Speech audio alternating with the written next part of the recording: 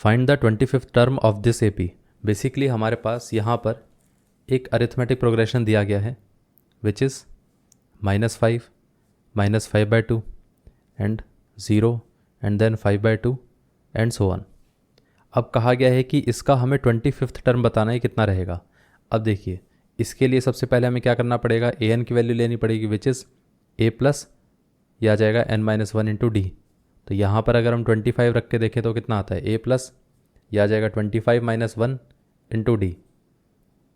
तो ये कितना आ गया, ए प्लस 24 इंटू डी। अब सबसे पहले हमें क्या करना पड़ेगा, ए और डी निकालना पड़ेगा। अब ए क्या होता है, फर्स्ट टर्म, तो मतलब फर्स्ट टर्म तो हमारे पास ये आ गया -5।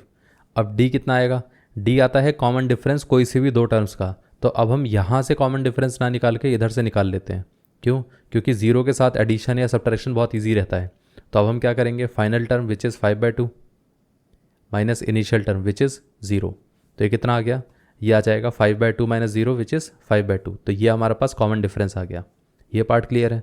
तो अब हम यहाँ पर क्या लिख सकते हैं, A25 कितना आ जाएगा, ये आ जाएगा -5 प्लस 24 इंटू 5/2। ये दोनों कैंसिल आउट हो गए। अब यहाँ से कितना आ गया, 12 आ गया। तो ये आ जाएगा -5 प्लस 12 इंटू 5 कितना हो गया, 60 हो गया। अब 60 - 5 कितना रहेगा, 55। तो हमारे पास जो 25th टर्म है वो क्या है, उसकी वैल्यू है 55।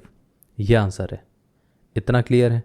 अब देखिए यहाँ पर जब आप डी निकालने जाओगे तो डायरेक्टली 5/2 - 0 करके नहीं लिखना। जब आप एग्ज़ाम में लिखोगे तो इस तरीके से लिखना, ये फर्स्ट टर्म है, ये सेकंड है, ये थर्ड है, ये फोर्थ है। तो हम ऐसा बोल देते हैं कि fourth term minus third term which is 5/2 - 0 is equal to 5/2। इस तरीके से शो करके दिखा देना ताकि एग्जामिनर को कन्फ्यूजन क्रिएट ना हो कि आपने कौन सी दो टर्म्स को माइनस किया है। ये पार्ट क्लियर हो गया।